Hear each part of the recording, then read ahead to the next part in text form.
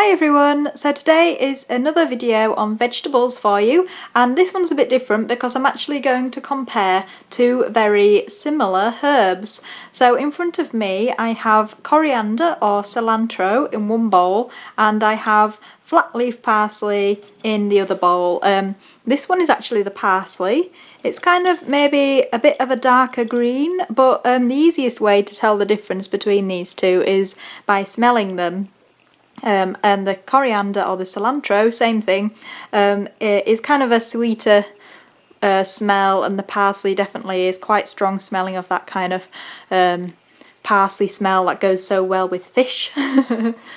So the guinea pigs are a bit excited, especially Annie. She keeps coming and knocking the wadding over, which is quite funny.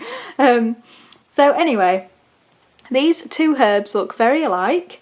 And they're often loved equally by guinea pigs because they're that kind of lovely green leafy stuff that is so easy for them to eat, and they really enjoy it.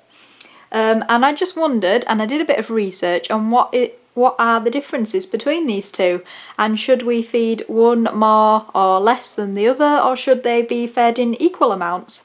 I like to feed both of these. I probably feed coriander a bit more, and it was actually really interesting to have a look into the numbers and compare them, because some of what I found wasn't actually what I'd read before on the forum, so it was quite interesting to see. So my guinea pigs really love both of these, and I'm going to go ahead and put the bowls in the cage while I tell you a bit more about them. They're squeaking away. So there goes the parsley, and there is the coriander. And that, whilst they tuck in, I'm going to talk through some of the differences between these herbs. So parsley is actually very high in calcium, while cilantro or coriander is not that high in calcium. And in fact, parsley has twice as much calcium as coriander, and therefore we should only really think about feeding parsley maybe 2 or 3 times a week maximum, whereas coriander can be fed almost every day. And briefly, in case you don't know, the reason why we like to compare the calcium values of different foods is because guinea pigs are often prone to bladder stones, and that's because when they get too much calcium in their diet, it just passes straight through the body, and if there's a lot of excess, then it can form stones in the bladder, which is really not good for them. So if you ever see kind of like white deposits around the cage, that's actually the calcium that they haven't needed and it's passed through the body. And it's quite normal to see a bit of white deposits in the cage, but if you do see a lot of them and you feel them and they're quite gritty to feel, then that's not a good sign, and you should think about cutting down the amount of calcium in your guinea pig's diet.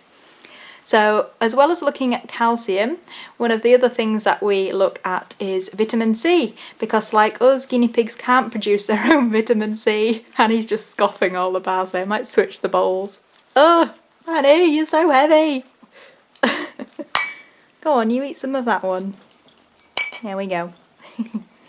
So we also like to look at vitamin C, and actually, parsley has 4 times the amount of vitamin C of coriander or cilantro, but that doesn't mean the vitamin C value of cilantro is not really good at all. It's actually quite good. It's just parsley's a bit of a super herb in that it really does contain loads. Coriander kind of has the same vitamin C values as stuff like broccoli, cabbages, spinach, and even some common varieties of oranges, so it's really not that bad at all in terms of vitamin C, and we wouldn't be too worried about them not getting enough vitamin C from their coriander. So I actually really do rate coriander, especially after doing my research, because I found out that the calcium value isn't that high. It can be fed every day, and it's really rather good for vitamin C as well. So all these numbers that I'm referencing are from the Guinea Pig Cages fruit and vegetable nutrition guides, as well as the Guinea Links vegetable charts, and I'm going to give a link to both those sources of information in the description box below.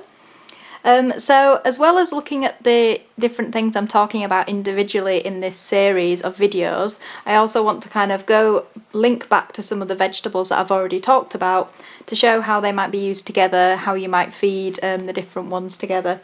So As a high calcium, high vitamin C herb, I think that parsley and dill are pretty much interchangeable. Both of them should be fed less often, perhaps even not at all for piggies that might have a higher risk of bladder stones. But if you do feed them, it might be a good idea to balance the calcium out with a low calcium vegetable, such as radicchio, which is another one that I've talked about in my videos. And as I've already said for coriander, it's great for vitamin C, it's okay for calcium, so it can be fed almost every day, maybe not quite every day because we want to keep the amount of variation quite high in their diet. And also coriander or cilantro is not the cheapest vegetable to get. And as you can see from this video, my guinea pigs absolutely love both of these vegetables. You've left a bit. There we go. You've left a bit. No, it's mine. Annie, you're so funny. Look at that face. Okay, I'll stop being mean and let you have it. No. Here's more, please. So as always, thank you for watching, and please leave your comments on what you thought of the video and whether your own guinea pigs like to have parsley or coriander as part of their diet and how often you feed them. It'd be good to know if you were like me and you weren't sure about the calcium values in them. I actually thought that coriander had a higher amount of calcium in it than it does, so that's always good to know. So yeah, leave your comments, rate and subscribe if you haven't already. So thank you for watching, and that's goodbye from me and goodbye from the piggies.